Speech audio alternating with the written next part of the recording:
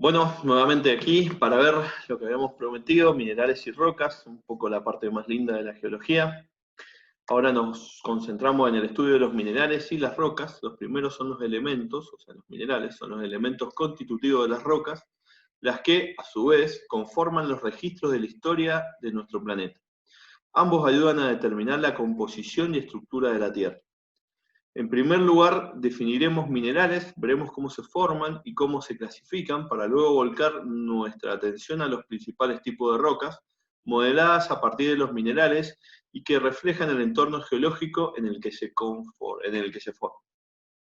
¿Qué es un mineral? Los geólogos solemos definir un mineral como una sustancia homogénea, cristalina, sólida, natural, generalmente inorgánica, y con una composición química definida.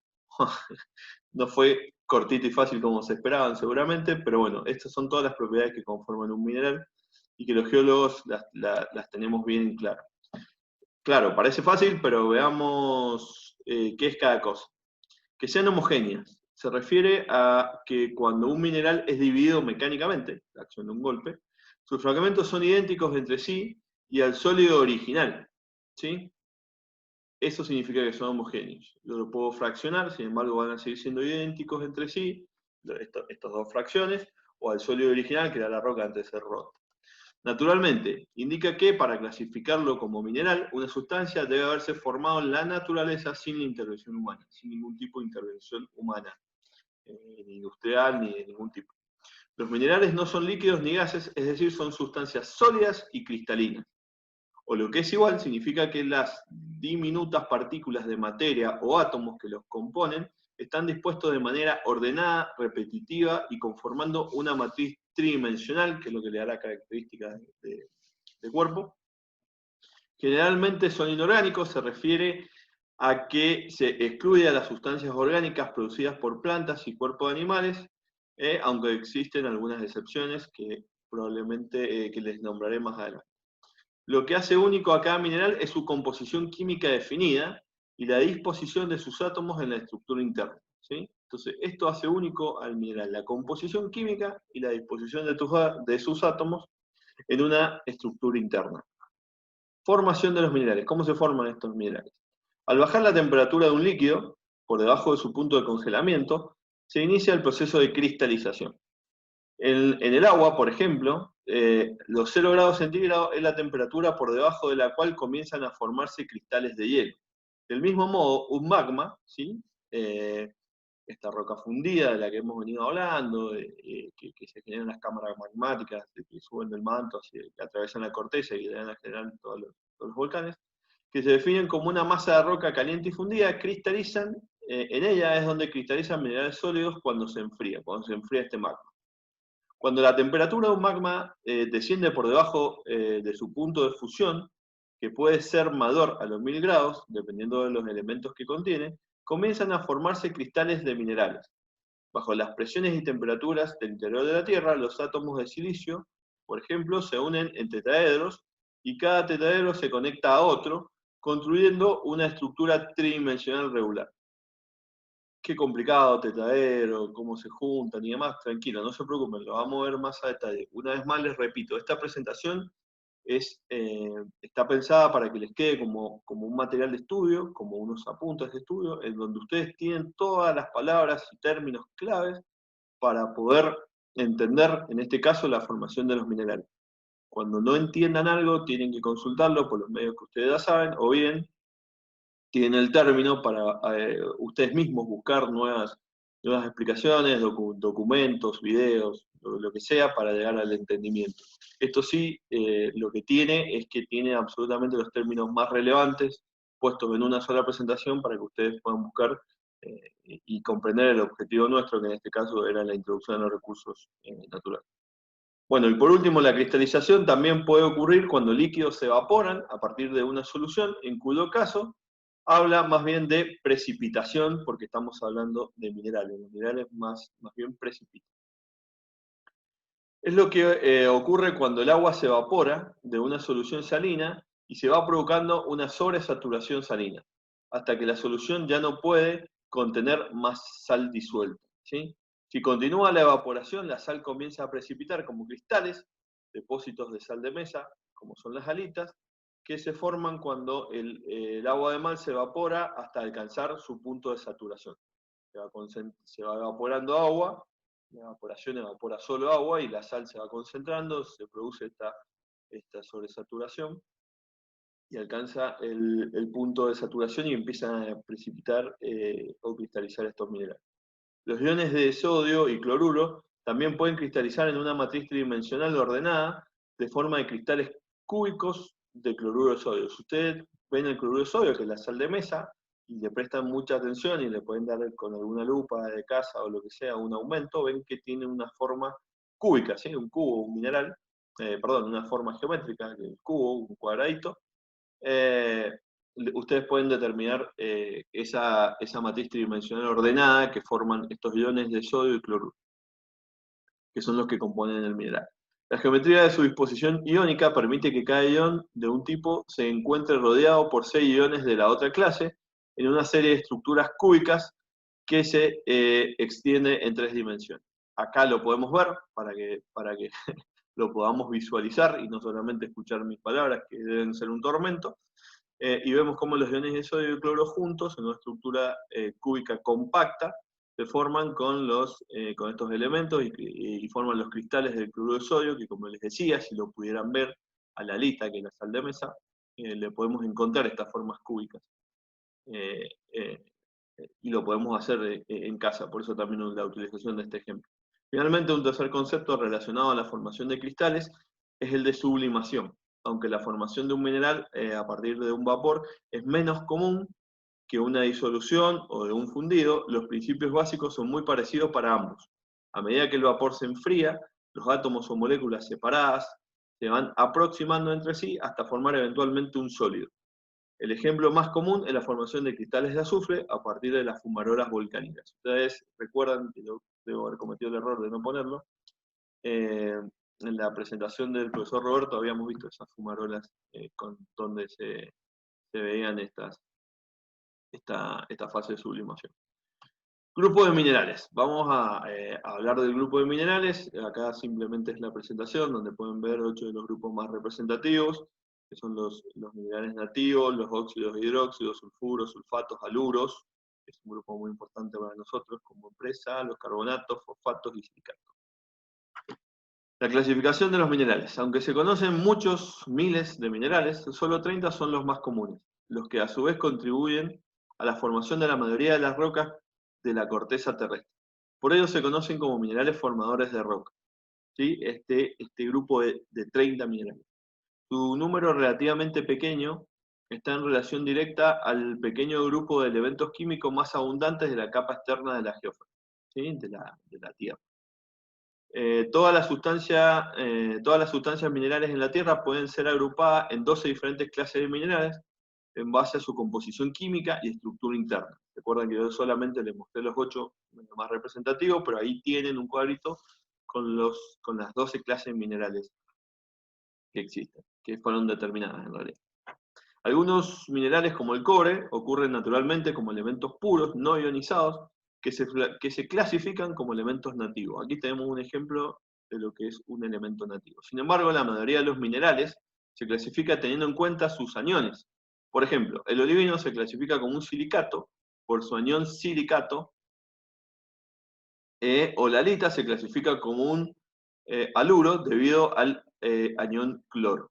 A continuación se describen algunas de las clases más comunes de minerales. Elementos nativos, están formados por un solo elemento químico. Ejemplos son el oro, la plata, el platino, el azufre, el diamante y el grafito, y el cobre que vimos anteriormente, ¿no? Los haluros son sales como la silvina, químicamente es cloruro de potasio y forma a la silvita, que es la roca, ¿no? Esa es la clase de haluros más conocida o más habitual, o que ustedes ya pueden haber sentido escuchar anteriormente. Los óxidos, se combinan metales con oxígeno, ¿sí? Ejemplos son la magnetita y la hematita, que son óxidos de hierro, o el corindón, que es un óxido de aluminio. Los sulfuros, combinaciones de azufre y un metal. De este grupo son la pirita, que es un sulfuro de hierro, la galena, sulfuro de plomo, y el cinabrio, un sulfuro de mercurio. No tenemos la posibilidad de desarrollar toda una clase completa de química, pero creo que habiendo avanzado y habiéndoles contado lo que son los óxidos, los sulfuros y lo que venimos viendo hasta ahora y lo que vamos a ir viendo como los carbonatos, los sulfatos y los silicatos, vamos entendiendo por qué esta clasificación. Sí, son minerales que se componen y que son combinaciones entre, en el caso, por ejemplo, repetimos el del sulfuro, entre el azufre y un metal cualquiera, como el hierro para formar la pirita, como el plomo para formar la galena, o como el cinabrio para formar el mercurio. Los carbonatos, en cambio, son minerales como calcita y dolomita, que forman las rocas carbonatadas. Otro de interés es la siderita, que es una mena de hierro, ¿sí? Que también es un carbonato. Los sulfatos, el más abundante es el yeso. Otros sulfatos son la anhidrita y la baritina. ¿Sí? En el caso del yeso es un sulfato de calcio que es muy común y que va a ser un mineral que va a estar muy ligado también al proyecto Tres Quebradas. Los silicatos son los minerales más abundantes. Perdón, el yeso quise decir que para Tres Quebradas porque es parte del proceso, pero el yeso ustedes comúnmente lo viven como revestimiento de paredes y demás, es un mineral muy común.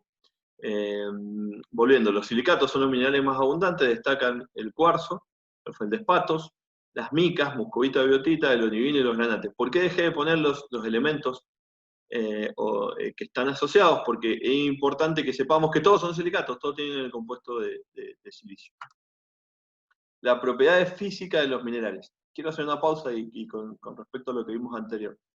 Es complejo, no quise detenerme mucho, quise ir un poco más rápido porque se generan 1000 aristas. Las que yo quiero que ustedes me manden a través de consulta, en los comentarios del canal de YouTube, por correo electrónico, por WhatsApp, por como sea, porque hay 1000 cosas más que aprender, que ver.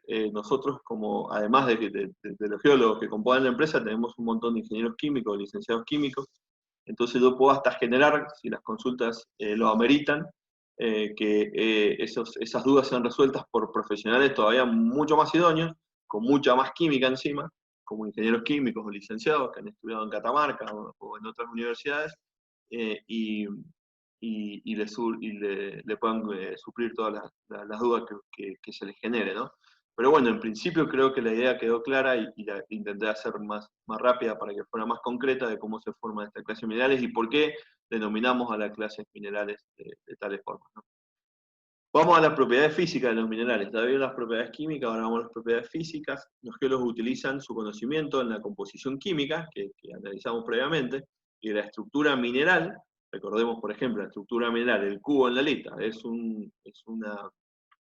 conocimiento que nos aportó esa composición química, ¿sí? De la red ordenada y demás.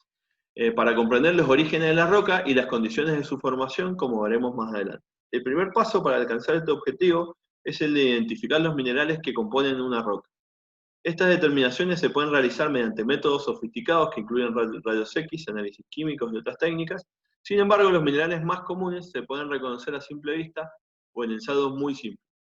En ambos casos, se parte del concepto de que la composición química y la estructura cristalina que caracteriza de manera singular a cada mineral son responsables del color, el aspecto externo, la dureza, la densidad y otros parámetros físicos más que vamos a ver a continuación. Se trata entonces de las propiedades físicas y a través de su determinación es posible identificar a los minerales por cada una de sus especies. Las más importantes de las propiedades físicas son las siguientes, las que vemos a continuación, y las que nos ayudan mucho en campo, porque se pueden hacer de manera rápida y con una confirmación visual. Entonces los geólogos nos basamos principalmente en estas que yo les voy a mostrar, pero también ustedes las pueden investigar porque hay muchísimas, más o menos fiables en campo, más o menos fiables dependiendo de la situación en la que se encuentre un colega. Es una medida de la dureza es una medida de la facilidad con la que la superficie de un mineral puede rayarse, así como el diamante, el mineral más duro conocido, raya al vidrio, un cristal de cuarzo raya al feldespato, debido a que es más duro que éste, ¿sí? Entonces nosotros entendiendo qué mineral puede rayar a otro, también podemos ver en campo si un mineral que nosotros creemos que es uno es otro a través de este rayado, ¿sí?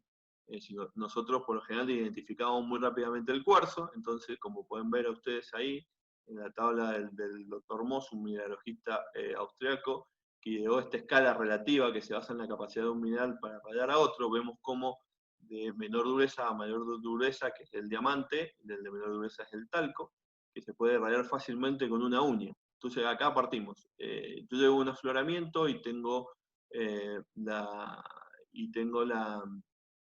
la percepción de lo que estoy viendo es talco. ¿Cómo hago? Bueno, hay muchas otras técnicas, tiene otras características físicas que predominan, pero una de ellas, y la más fácil, es la dureza. ¿Por qué? Porque yo al talco lo puedo rayar fácilmente con una uña.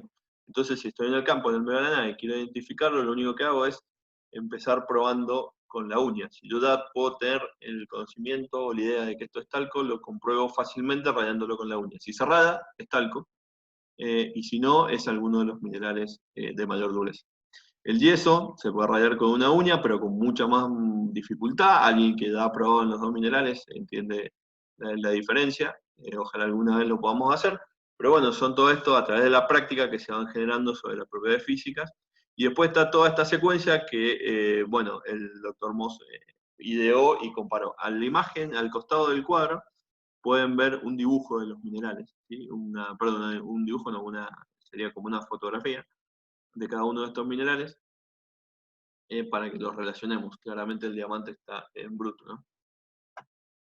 El clivaje es otra propiedad física que nos ayuda mucho a definir un cierto grupo de minerales. Así se define a la tendencia de un mineral a dividirse, el clivaje, ¿no? Define la tendencia de un mineral a dividirse a lo largo de superficies planares, ¿sí? A través de planos. Como lo pueden ver ahí, ustedes tienen muchos planos entrecruzados. El clivaje varía inversamente con la fuerza de los enlaces químicos entre sus iones a causa de su fuerza. Los enlaces covalentes generalmente producen un clivaje pobre o ausente, mientras que los enlaces iónicos son relativamente débiles, por lo que producen un buen clivaje. Entonces, estos enlaces entre los iones que son débiles producen buenos clivajes, y las que tienen mucha fuerza no nos permiten generar esto. Ahí vemos un excelente clivaje, por ejemplo, en la muscovita, que genera muchísimos planos ¿sí? en su estructura.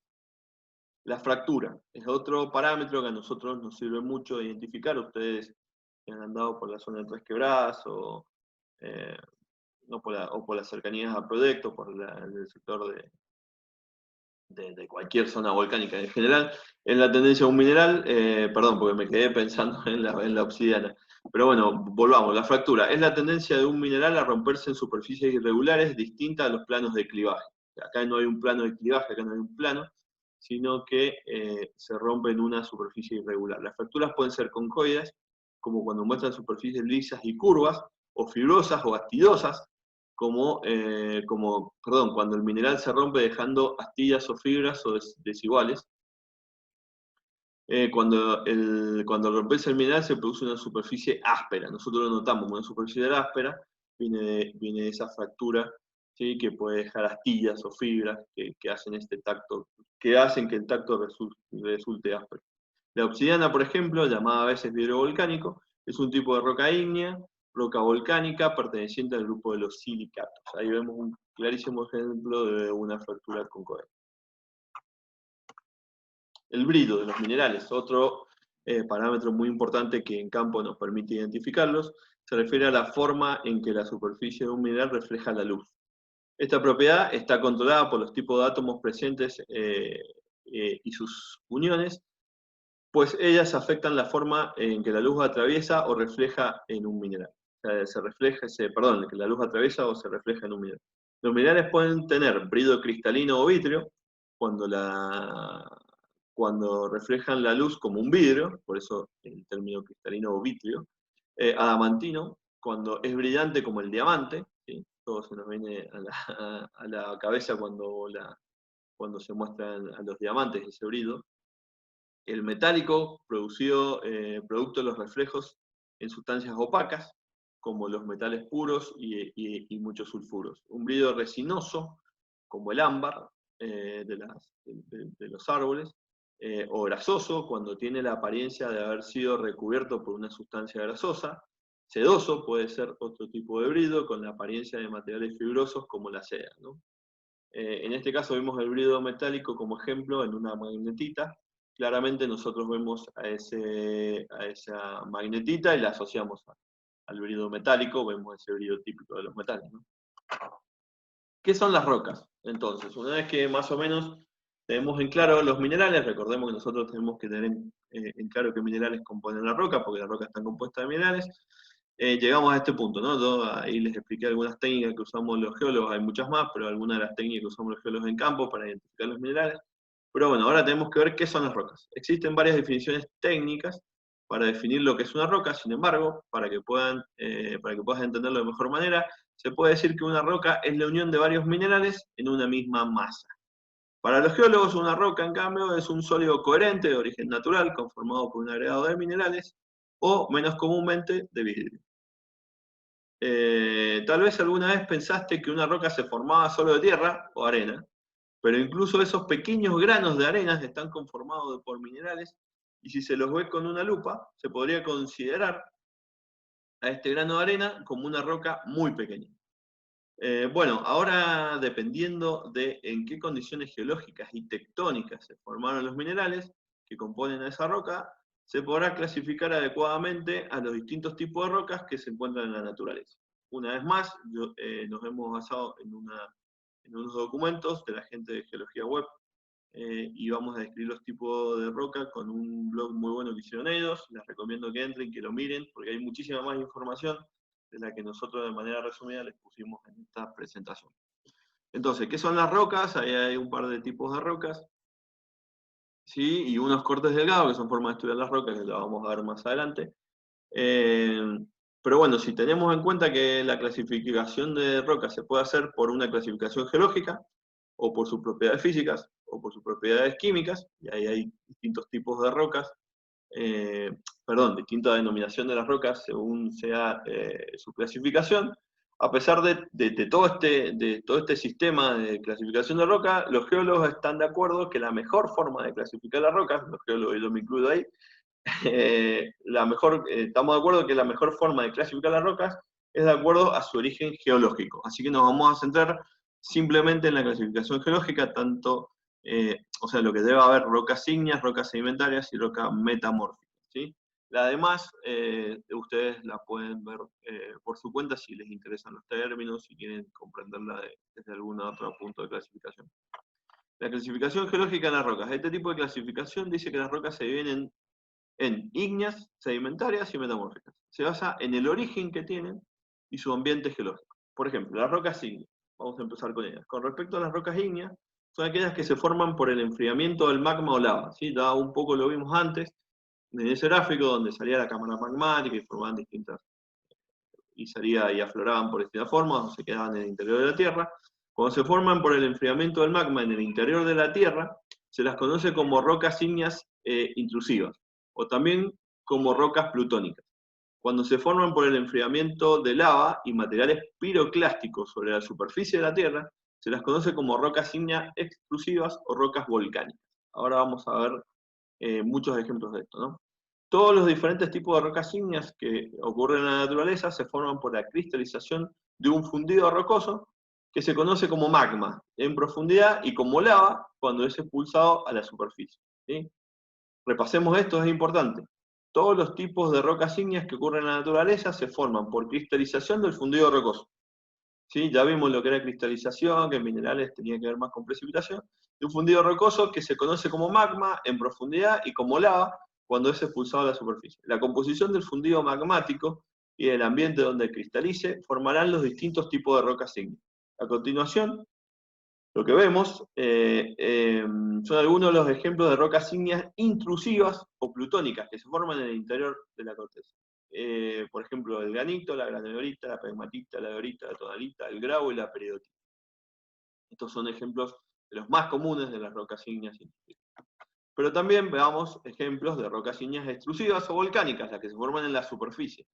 Vamos a ver, una característica rápida es que si vemos ahí, podemos identificar por ahí en un ojo un poco más entrenado, pero vemos que hay como distintos, ¿cómo voy a llamarle? Granos, donde se observan minerales. Por ejemplo, en la pegmatita vemos ahí 3 tipos de colores, bien marcados y demás. Esos son minerales, porque sabemos que los minerales tienen un determinado color, una determinada forma, le vemos ahí unos hábitos, una conformación de su fisonomía. En cambio, cuando vamos a las rocas extrusivas o volcánicas, vemos que se hace mucho más difícil, que son de mucho menor tamaño, y demás. Por ejemplo, el basalto no le vemos prácticamente nada, vemos una pasta negra, con orificios. Esos orificios tienen que ver con el escape de gases. Recordemos que las intrusivas se forman en la superficie, si ese magma se enfrió muy rápido.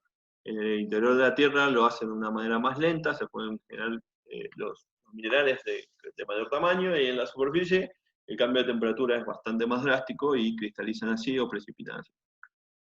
Basalto, riolita, andesita, dacita, piedra pome, periodita, una toba o una obsidiana, son los ejemplos más característicos de estas rocas ígneas extrusivas, ¿no? Las rocas subvolcánicas es otra categoría que está dentro de las rocas ígneas, son todas aquellas que cristalizan muy cerca de la superficie, a menos de 1 kilómetro de profundidad. Su cristalización tiene un tiempo intermedio entre las rocas intrusivas y extrusivas. Claro, la cristalización en superficie es rápida, es muy rápida, y en el interior de tierra es bastante más lenta. Entonces, como son subvolcánicas, tienen este término medio. Por lo que los minerales tienen un tamaño medio y variado. Es así que la textura que las caracteriza se la compone como porfírica o porfídica. Es así, asimismo, en estas rocas también se las conoce como pórfidos. Se relacionan principalmente a estructuras geológicas como diques, domos volcánicos y pórfidos. ¿Sí? Acá en la imagen pueden ver cómo se genera el volcán, los flujos de lava o depósitos piroclásticos y de caída en la superficie, cómo hay algunas otras estructuras que tienen que ver con la generación de las rocas ígneas, y el batolito en profundidad, donde se generarían las rocas más bien plutónicas. Diques y sills. Estos son dos ejemplos, ¿sí?, de cómo se forman esas rocas subvolcánicas con estas fisonomías, ¿sí?, cómo se encuentran en la naturaleza y por qué lo identificamos y por qué, como en el gráfico anterior, nos animamos a dibujar y a interpretar de esa forma, ¿sí? Ahí pueden ver en la zona debajo del volcán cómo están los diques y los sills. Por eso elegí esas dos imágenes para que ustedes lo puedan ver. Clasificación de las rocas ígneas. Recuerda, al inicio de este artículo te presentamos una lista completa de todas las rocas que se han escrito en este blog.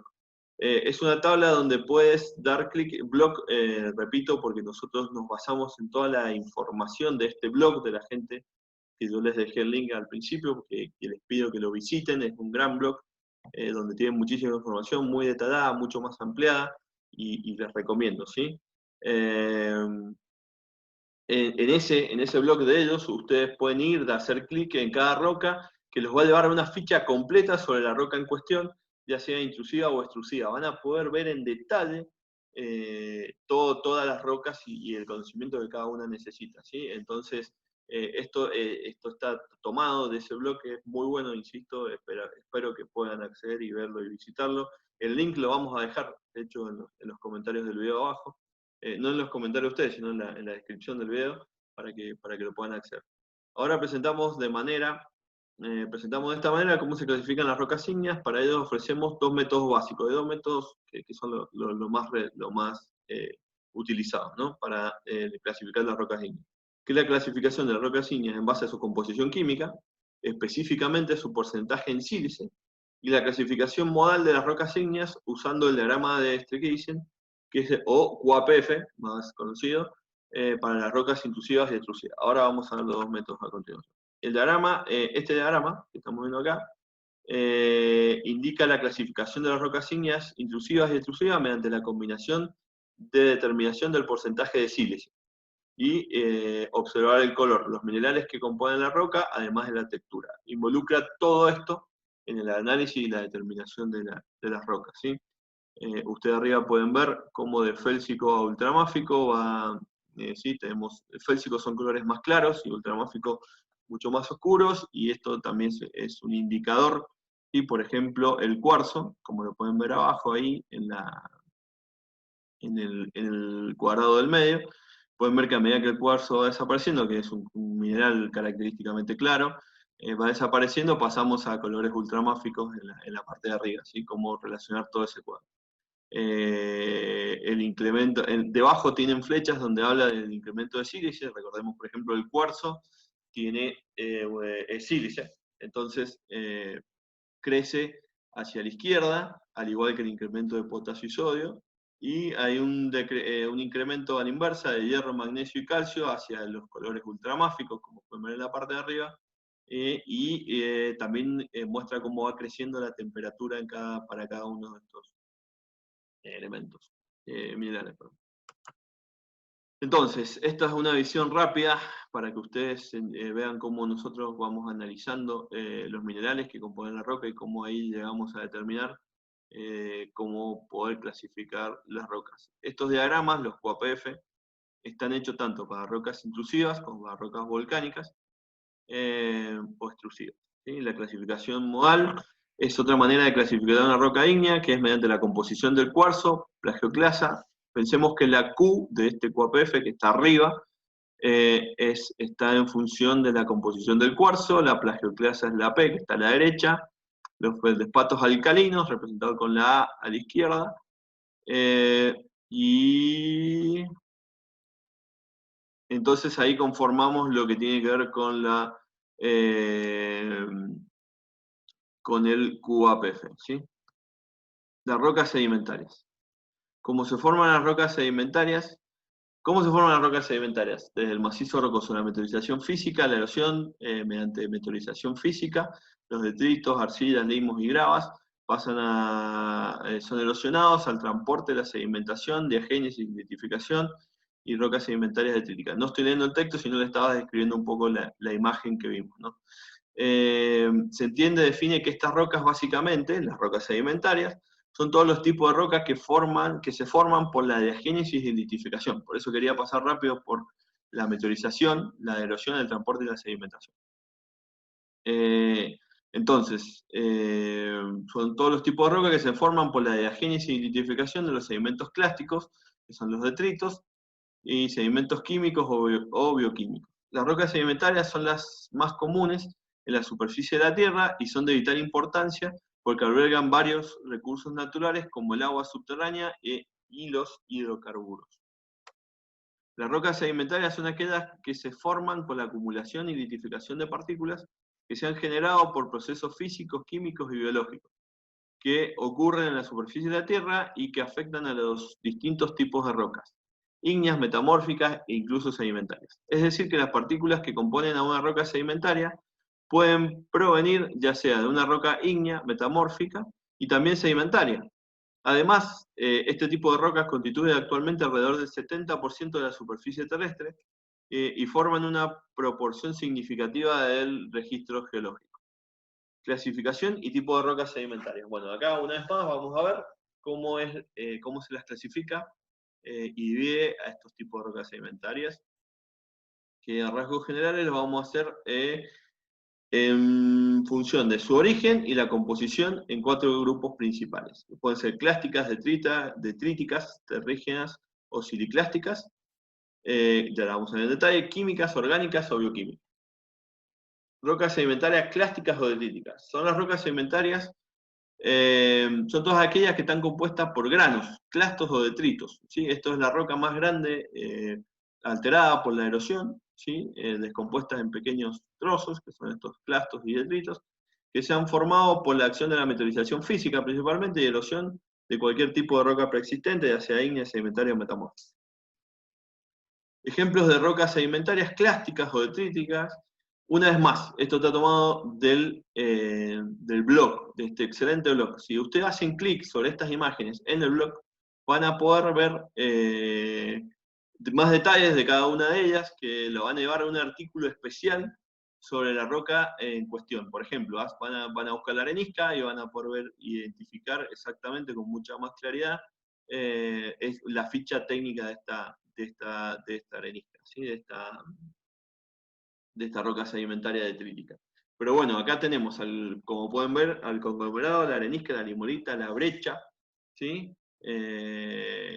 Y la lutita. Estos detritos son transportados hacia una cuenca de sedimentación. Acá hacemos un poco de memoria, ¿se acuerdan de los las zonas positivas de montaña, como la erosión, el transporte, que eran los agentes, llevaban y transportaban estos detritos hacia las zonas de menor elevación, estos depocentros, estas cuencas. Y bueno, en estos lugares son donde ocurre la diagénesis y la litificación, y se generará una roca sedimentaria detrítica. Las rocas que componen este grupo son básicamente conglomerados, brechas, areniscas, las que vimos en la imagen anterior, limolitas, lutitas, lodolitas y algunos paleosuelos. Rocas sedimentarias químicas, esta es otra de la segunda clasificación. Las rocas sedimentarias químicas son todas aquellas que se han formado por la precipitación química directa de partículas iónicas o coloidales disueltas en soluciones acuosas salinas concentradas. Wow, ¿no? Que mucha información junta, pero lo vamos a ir desgranando ahora con la presentación. La concentración de los iones o partículas en el agua empieza con la meteorización química de cualquier tipo de roca. Es así que los feldespatos y los minerales ferromagnesianos son los que se alteran químicamente para originar minerales de arcilla y especies iónicas y coloidales en solución. ¿Sí? Entonces, volvamos acá a algunos ejemplos para entenderlo esto un poco más claro. Una vez más, en el blog lo van a tener. Si le dan clics a cada una de esas imágenes, van a poder acceder a la información en detalle de cómo es su formación, cuáles son los elementos químicos que la componen y demás. Así que es un gran material de apoyo.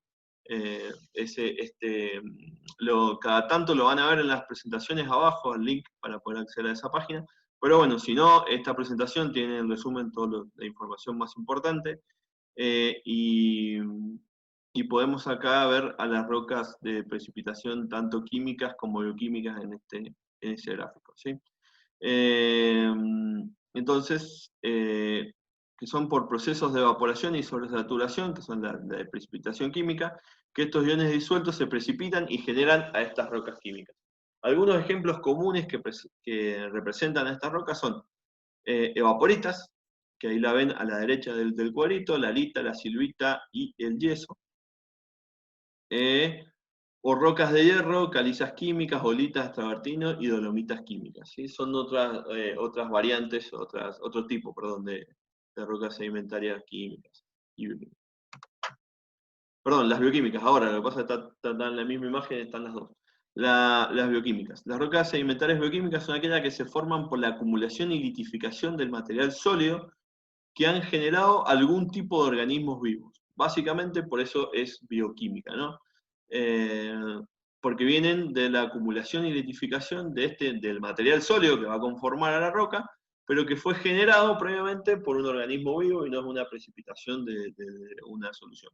En diferentes ambientes geológicos. Estos organismos vivos o microorganismos son capaces de extraer los iones disueltos en el agua de mar para formar conchas o caparazones sólidos que les sirven como vivienda o protección. ¿Sí?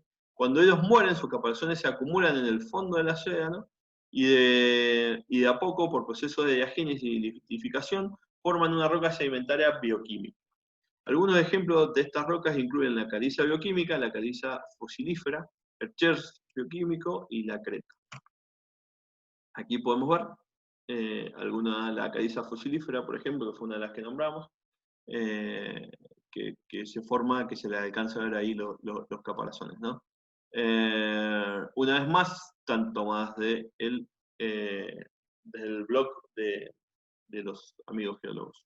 Así que les recomiendo que entren y hagan clic sobre ellas para entender bien la formación de cada una de ellas. Finalmente, la última clasificación de las rocas sedimentarias que nos queda por ver, que son las orgánicas. Son las rocas sedimentarias orgánicas que se forman por el proceso de acumulación, diagénesis y litificación del resto de plantas y algunos seres vivos, microorganismos principalmente. Los ejemplos de este tipo, y el más común para asimilarlo a todos, es el carbón y toda la serie del carbón. La turba, el lignito, el carbón bituminoso, la antracita, son todas, esas componen toda la serie completa de carbón y rocas relacionadas con el petróleo y el gas. El carbón como roca piedra mineral está puesto ahí, es en la imagen, que también está tomada del blog. Y cabe mencionar que la antracita es afectada por procesos metamórficos de las que mencionamos anteriormente. Origen de las rocas sedimentarias. Bueno, acá vamos a ver un resumen de los pasos para la conformación de una roca sedimentaria, ¿sí? Partiendo de la meteorización, física química, por ejemplo, la que yo les hablaba en su principio, por ejemplo el hielo en la parte alta, o la lluvia, la gravedad por estar en altura, originan toda esa meteorización, como pueden seguir viendo ahí en el gráfico, la caída de rocas y partículas, la erosión y el transporte, que puede ser provocada por el viento, o partículas sólidas que son transportadas por los arroyos, por los ríos, por el agua, ¿sí? Y cómo van hacia una zona de depósito, donde los iones entran en el sedimento, ¿sí? Ahí lo pueden ver en la parte final de las flechitas azules, en las zonas de depósito, ¿sí? Recuerden que los iones son transportados también en solución por el agua subterránea. Estos iones pueden ser transportados por el agua subterránea, que termina desembocando finalmente también en esa zona de deposición. A la derecha van a ver cómo las partículas, cómo se ve, cómo se encuentran dispuestos los minerales, las partículas en suspensión, que luego sufren un proceso de compactación, que puede venir seguido de una cementación, que puede estar o no, y una diagénesis. Normalmente siempre hay una cementación que acompaña a la compactación. Entonces, arribo de nuevo sedimento, el escape del agua por esa compactación, y el proceso de sobrecarga origina que en la parte más profunda de la columna, de esa sección que vemos ahí a la derecha, se origina la diagénesis final. La meteorización y erosión generan detritos o clastos que eventualmente son transportados al sitio del depósito. Los iones eventualmente forman parte del cemento. Estos son los iones que normalmente van a formar parte del cemento. Y la litificación es la formación de roca sedimentaria que ocurre en el entierro progresivo de los clastos. Esta imagen en general nos muestra una porción del ciclo de las rocas que ocurre cerca de la superficie, la parte que le pertenece a los sedimentos y la roca sedimentaria. Pero hay un ciclo de rocas, que lo vamos a ver más adelante, que es el ciclo completo de las rocas, donde esto es una parte de ese ciclo completo. Antes de seguir, Matías, ¿qué es la diagénesis? Lo tiraste, pasó, y queremos saber más. Es lo que yo imagino que ustedes me preguntarían si estuviéramos en clases comunes, ¿no? Con presencialidad. En realidad imagino que deben tener 10 millones de preguntas, espero poder contestarlas todas después, espero que se animen a consultarla, porque he pasado temas que a mí mismo me cuesta pasarlo rápido, porque yo digo, pero si no les estoy explicando el detalle de esto o aquello, es complejo, necesitamos ver todos estos temas para poder entender lo que es la introducción a los recursos naturales, y hay muchas cosas más que ver, entonces bueno, estoy obligado a ir un poco más rápido, pero el momento de la consulta es donde ustedes pueden hacer hincapié en lo que les llame la atención, en lo que quieran saber y demás, así que es muy importante que se animen y que lo hagan. Entonces, ¿qué es la diagénesis? Es un término colectivo, lo dije pero fue medio rápido, es un término colectivo para todos los cambios químicos, físicos, biológicos que tienen lugar después de la deposición de los sedimentos, así como durante y después de la litificación. Mejor danos un ejemplo porque no estamos entendiendo. La recristalización, el desarrollo de minerales más estable a partir de algunos menos estables. No sé. Volvamos, el diagrama describe la meteorización, el transporte, la deposición y la diagénesis que presentan los procesos básicos involucrados. Una breve descripción de estos procesos proporciona una perspectiva útil. Entonces, lo vamos a hacer. Vamos a tener una breve descripción de estos procesos. La meteorización y la erosión, implica la desintegración física y la descomposición química de las rocas ígneas, metamórficas y sedimentarias preexistentes. ¿Sí? Todos los tres tipos de rocas, la meteorización y la erosión, aplica sobre cualquiera de los tres tipos de rocas que vimos como la clasificamos la geología. Entonces, la meteorización genera una variedad de productos que incluyen varias partículas sólidas con iones en solución. Estas son las materias primas para las rocas sedimentarias, ¿sí? De esto se componen las rocas sedimentarias. El transporte son los contribuyentes solubles. Los constituyentes solubles son arrastrados por la escorrentía y el agua subterránea. Las partículas sólidas con frecuencia se mueven cuesta abajo por gravedad, un proceso denominado pérdida de masa. Antes de que el agua corriente, el agua subterránea, el viento y el hielo glacial los eliminen. El transporte mueve estos materiales desde los sitios donde se originan, en las partes altas de las cordilleras, montañas y demás, a los lugares donde se acumulan, que probablemente son las cuencas de depositación, de acumulación. El transporte de sedimentos suele ser intermitente, no es que empieza y termina en un ciclo perfecto, sino que por ahí hace un pulso de erosión, de transporte y depositación, y por ahí es intermitente, pueden haber épocas en las que no va a depositarlos o a erosionarse o a lo que sea. Por ejemplo, durante una inundación, un río que se mueve rápidamente mueve grandes cantidades de arena y grava. Entonces ahí hay un pulso que transporta una gran cantidad de materiales que son la materia prima de estas rocas sedimentarias. A medida que las aguas de la inundación retroceden, las partículas se depositan temporalmente, solo para ser movidas nuevamente por una inundación posterior, por un nuevo ciclo de inundación.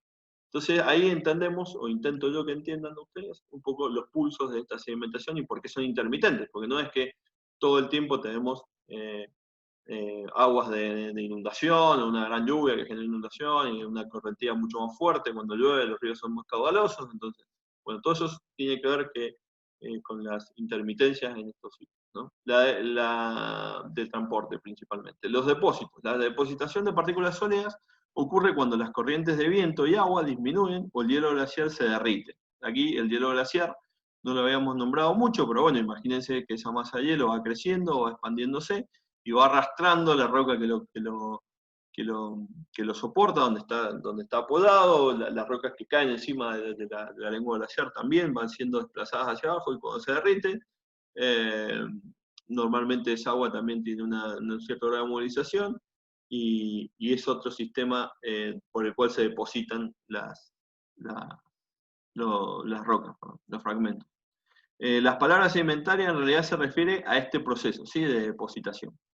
El barro en el fondo de un lago, un delta en la desembocadura de un río, una barra de grava en el lecho de un arroyo, las partículas en una duna de arena del desierto o incluso el polvo doméstico son ejemplos de esta depositación, ¿sí? En algunos casos es parcial, ustedes lo saben bien, cómo se trabajan las dunas y los médanos ahí en Fiambalá. La deposición de material disuelto en agua no está relacionada con la fuerza del viento o las corrientes de agua. Por el contrario, los iones en solución se eliminan cuando los cambios químicos o de temperatura hacen que el material se cristalice o precipite, o cuando los organismos eliminan el material disuelto para construir conchas. Entonces, aquí es donde se genera ese tipo de cambios químicos que hacen de la precipitación.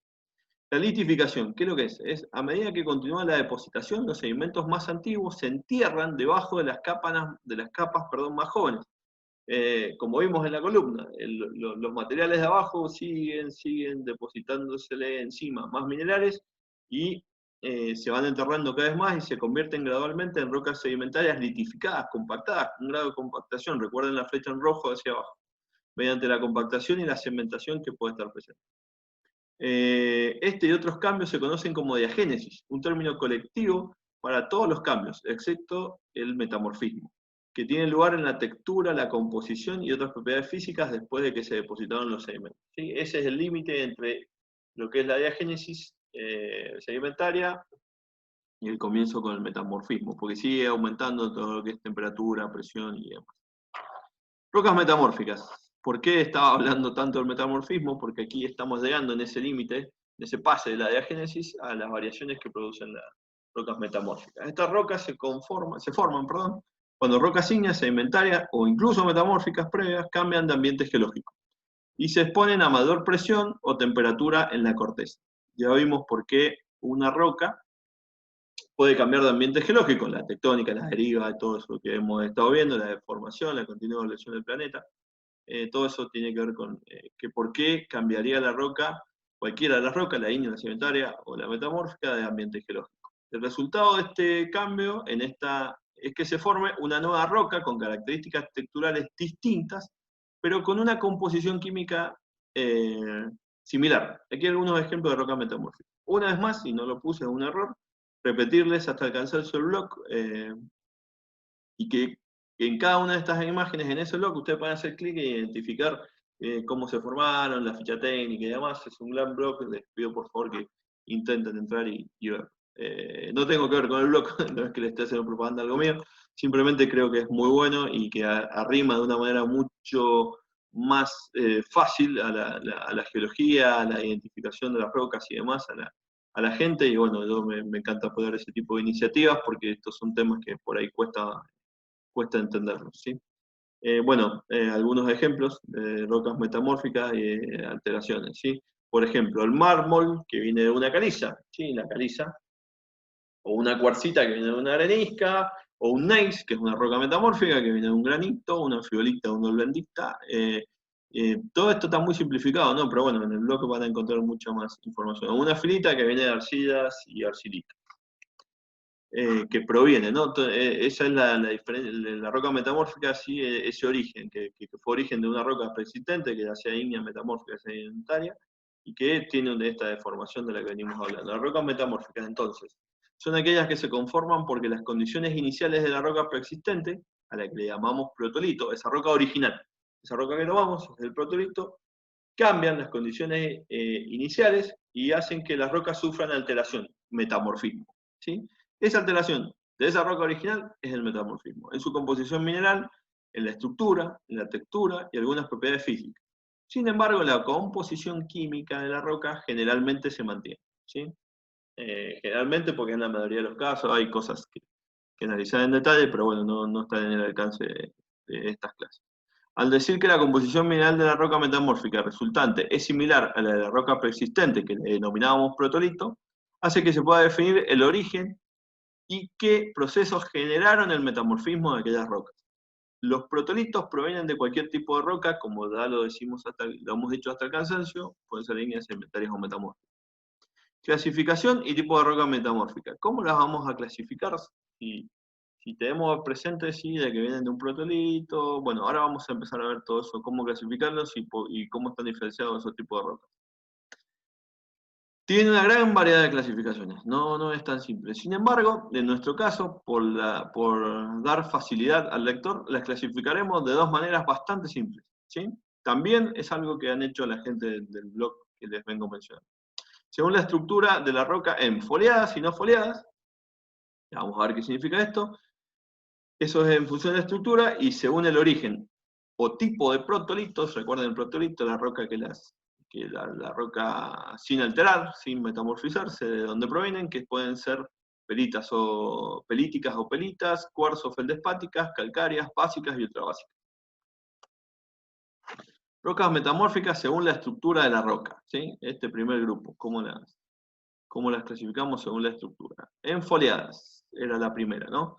Son todas aquellas rocas que presentan estructura foliada o bandeada, es decir, que se observa una alineación preferencial de los minerales en la roca. Si ustedes pueden ver ahí los ejemplos que están puestos, ven esas bandas, ven esa alineación preferencial que tienen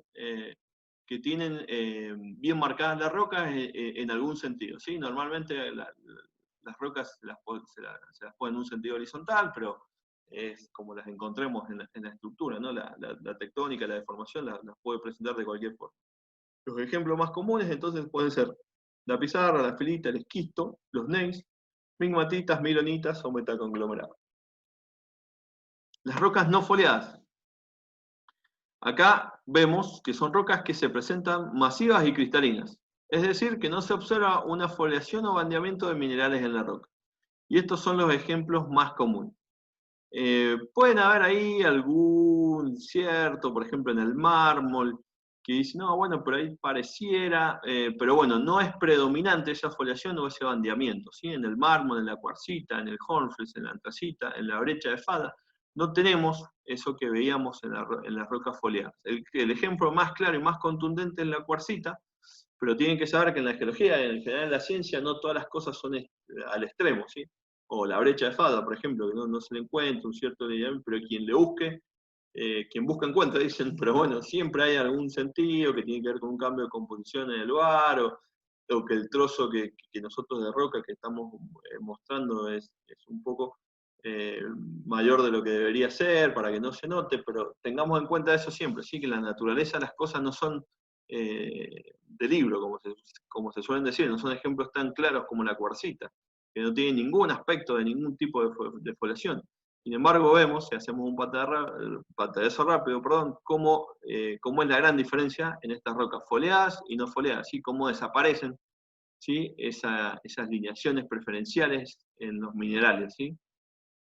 Sobre todo en los minerales. Nosotros, por ejemplo, en esta sería muy difícil identificar los minerales y en esos lineamientos. Las rocas metamórficas según el protolito, según la procedencia. Aquí hay mucho para hablar, pero vamos a intentar sintetizarlos y ir rápido.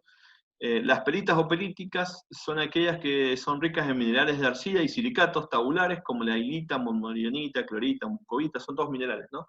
Que conforman esas rocas iniciales. Por lo tanto, son enriquecidos en óxidos de aluminio y potasio. Acá vemos el ejemplo, ¿sí? Por ejemplo, para una lutita, para una limolita o lodolita, cómo pasa a ser con un metamorfismo de bajo grado, ¿sí? Porque el metamorfismo también se puede separar en distintos grados de metamorfismo, a una roca metamórfica denominada pizarra, ¿sí? Ahí ustedes, por ahí probablemente, si la ven en campo con un metamorfismo bajo, pues hasta es difícil de notar ese cambio, ¿no? A ver, alguien que ya lo ha hecho varias veces, sí, pero en principio le ven una similitud bastante importante y también tiene que ver con ese metamorfismo de bajo grado que todavía no está tan alterada la roca, ¿no? Entonces, el protolito define mucho el resultado final que va a tener esa roca metamórfica, y al igual que el grado de metamorfismo que va a recibir. Algunos ejemplos bueno, son lo que ya leímos ahí, que pueden ser muchos más. Máficas o básicas. Se derivan de rocas ígneas básicas, como por ejemplo el basalto, diabasas, gravos, y también de tobas básicas. Como por ejemplo se destacan el esquisto verde, el esquisto azul, la anfiolita, la eclogita, las granulitas máficas. El esquisto verde, por ejemplo, es característico de un metamorfismo de grado medio, donde tenemos un protolito que es el basalto, y que pasa a una roca metamórfica como el esquisto verde, donde sí ya vemos una alteración. Acá fácilmente nos daríamos cuenta si en campo nos encontramos un basalto y un esquisto verde. Acá sí, el metamorfismo de grado medio ya nos hace identificar más fácilmente, ¿sí?, que el esquisto es la roca metamórfica que estamos buscando, ¿sí? Veamos, también estaban las cuarzofeldespáticas, que son aquellas rocas que provienen del metamorfismo de rocas ígneas ácidas, como el granito, la riolita, cuando estas rocas, que son los protolitos, se alteran, además de las rocas que se derivan de la erosión de las mismas, como por ejemplo areniscas y arcosas. Algunos ejemplos son la cuarcita, metacuarcitas, esquistos de cuarzo o gneiss. Desde rocas ultramáficas, cuando vienen las rocas metamórficas desde rocas ultramáficas, se forman por el metamorfismo de rocas ígneas ultrabásicas, como las peridotitas, ¿sí? Como ejemplo común viene la serpentina, ¿sí? Pero bueno, es un mundo. La clasificación de rocas metamórficas es un mundo, y ahora vamos a la textura rápidamente, intentando que tengan un pantallazo de todo lo importante para entender una roca metamórfica.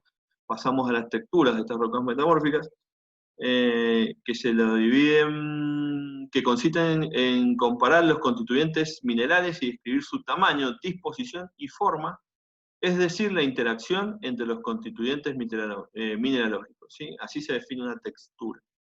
Se pueden definir 4 tipos de texturas básicas que se derivan de la textura principal de una roca metamórfica, conocida como cristaloblástica, perdón. ¿Sí? Más ejemplos de textura de roca metamórfica. En la naturaleza del metamorfismo, nada ocurre por separado, por lo que las texturas en una roca metamórfica no ocurren aisladas y más bien aparecen combinadas, ¿sí? Recuerden las anteriores, perdón, me equivoqué, las anteriores, granoblástica, lepidoblástica, ahí van viendo cómo se ven esos granos, esa deformación de los granos.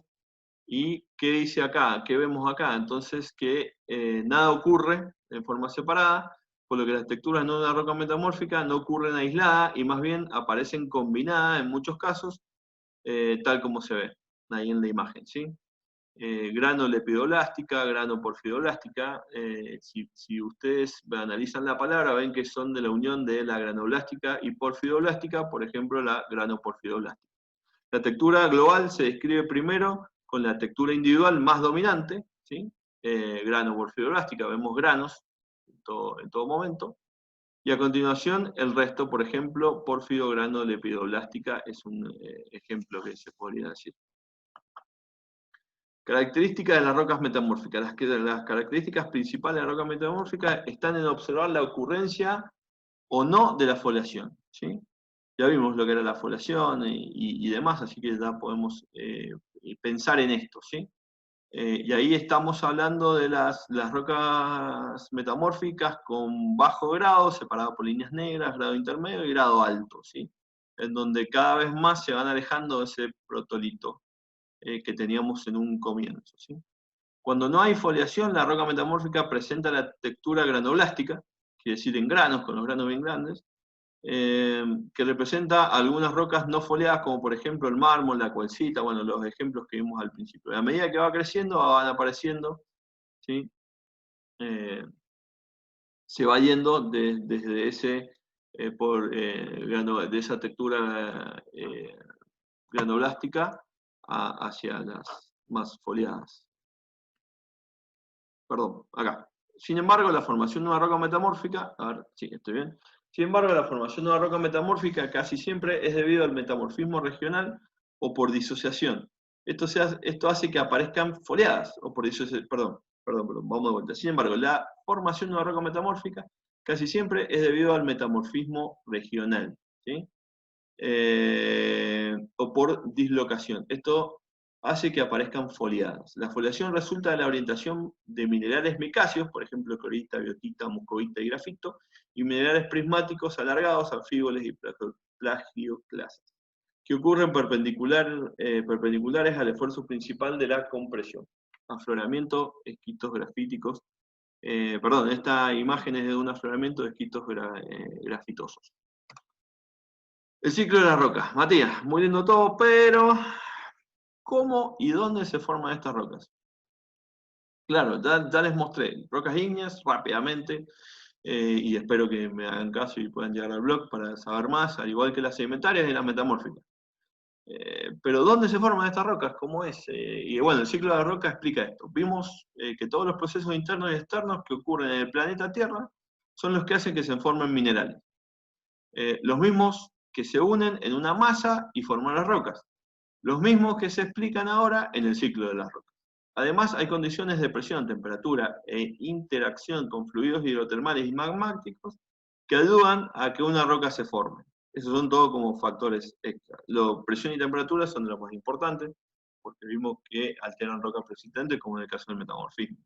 En cuanto a procesos internos, se pueden nombrar el magmatismo, función parcial, del manto y cristalización del magma como artífices principales de la ocurrencia de las rocas ígneas. Acá está el tan mencionado ciclo de las rocas.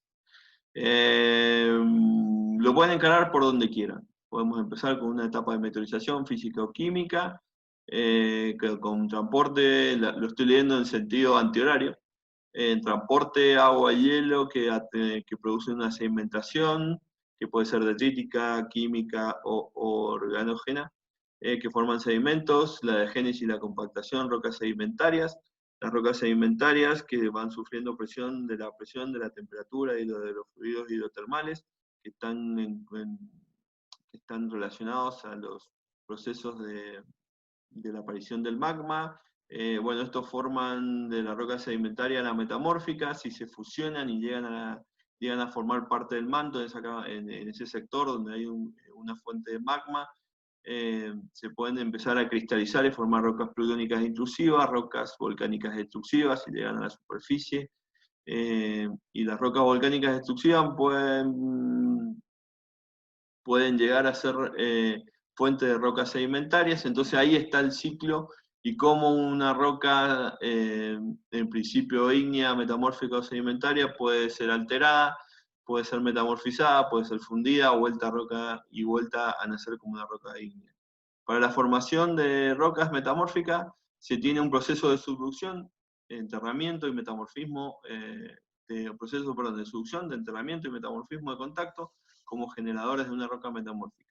Mientras que para las rocas sedimentarias es clave los procesos de meteorización, erosión, acompañados de diagénesis y litificación. Tómenlo como un resumen de los procesos más importantes para cada una de las rocas que vimos, ¿no?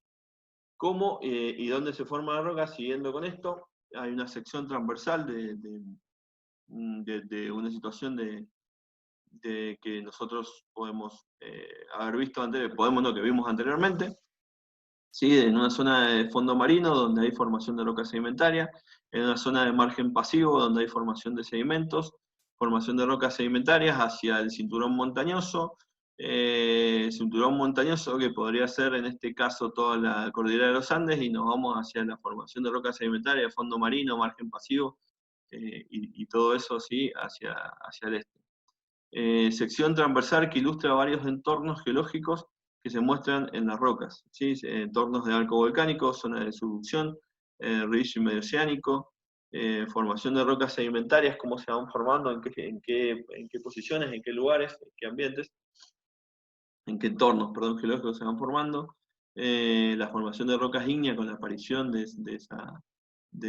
ese magma en superficie, esa cámara magmática, formación de rocas sedimentarias hacia los bordes de la cuenca en una zona de subducción, la formación de rocas ígneas en esa separación continental que va generando corteza oceánica, en fin. Esto le está intentando dar un pantallazo de los entornos geológicos, donde se forman los distintos tipos de rocas, sobre todo metamórficas y sedimentarias, porque las ígneas es como más simple de ver, que vienen a través de esa fusión, de esa aparición del magma, ¿no? Ya sea que quede dentro de la Tierra o en la superficie.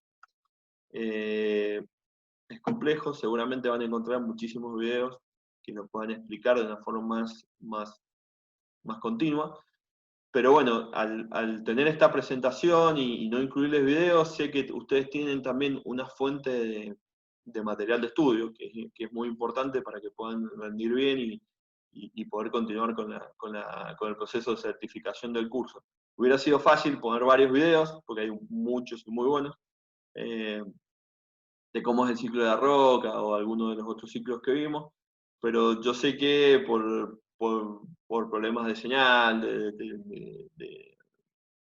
en realidad cuando hicimos el proceso de inscripción sabemos que hay muchos de ustedes que tienen problemas de señal de internet, de acceso a poder reproducir YouTube, el canal, para poder ver las clases y demás. Entonces, yo pretendo que los que sí tengan la posibilidad puedan buscarlos de distintas formas y mejor, y los que no pudieron acceder a esa navegación por internet, por las complejidades del internet, tengan lo mínimo e indispensable para entender cómo y dónde se forma la roca, los distintos ciclos y todo lo que hemos venido viendo hasta el momento.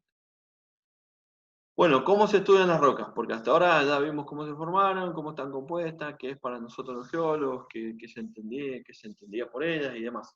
Veamos ahora cómo se estudian estas rocas para nosotros poder haber dicho todo lo que dijimos de ellas, ¿no? Porque, bueno, de alguna forma las estudiamos para determinarlo. Existen dos maneras fundamentales para el estudio y la identificación de las rocas, que son la petrografía y la petrología. La petrografía consiste en describir todas las características que tiene la roca y reconocer a todos los componentes. Es decir, con la petrografía se habla sobre la textura y estructura que tenga la roca y se identificará la asociación de minerales, para génesis mineral, ¿sí?